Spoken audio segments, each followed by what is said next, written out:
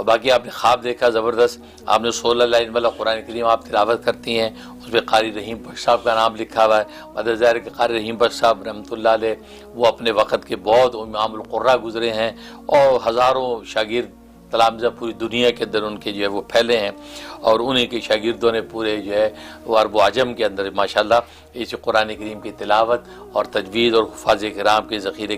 جو ہے وہ پھیلا دیے ہیں۔ اللہ تعالیٰ قاری رحیم بخش صاحب رحمۃ اللہ علیہ کو ظاہری باطنی دولتوں سے مالا مال فرمائے، اور ظاہر قاری رحیم بخش صاحب رحمۃ اللہ علیہ جو ہے وہ ہمارے جو ہے میرے پیر و مرشد، میرے والد نسبتی حسن اولیاء امام الاتقیاء حضرت مولانا محمد یوسف لدھیانوی شہید قدس سرہ کے اساتذہ میں سے ہیں،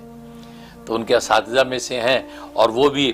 میرے جو ہے دادا پیر قطب العالم حضرت شیخ الحدیث مولانا محمد زکریا کاندلوی مہاجر مدنی قدس سرہ کے خلیفہ ہیں، تو قاری رحیم بخش صاحب بھی ان کے خلیفہ ہیں، ان کا فیضان پورے عالم میں بڑا عام ہے۔ تو یہ وہی شخصیت ہے، انہی کے ایک شاگرد کہ جو ہے اس وقت جو ہے وہ امام کعبہ جو ہیں قاری عبد الرحمن سدیس، وہ قاری رحیم بخش صاحب کے شاگرد ہیں، انہوں نے بھی ان سے حفظ قرآن کیا، جیسے کہ قاری عبد الرحمن سدیس نے کسی موقع بھی اس کا اظہار بھی کیا کہ پاکستان کے قاری تھے، ان سے میں نے جو ہے قرآن کریم جو ہے حفظ کیا۔ تو مطلب اتنا بڑا نام ہے قاری رحیم بخش صاحب کا،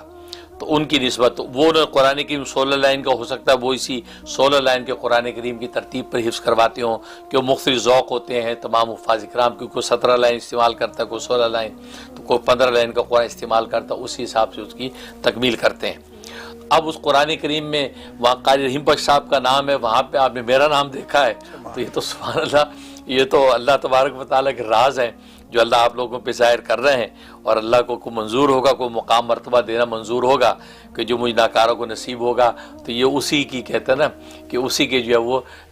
بارش سے پہلے کی ہوائیں چل رہی ہیں ٹھنڈی، تو یہ مختلف جگہوں پہ مختلف بشارتیں آپ لوگ دیکھ رہے ہیں۔ ابھی کسی شخص نے حی علی الفلاح والی بشارت دیکھی، اس کے علاوہ اور مختلف مواقع پہ بشارتیں نظر آتی ہیں، تو میں تو اللہ سے یہی امید لگا کے بیٹھا ہوں،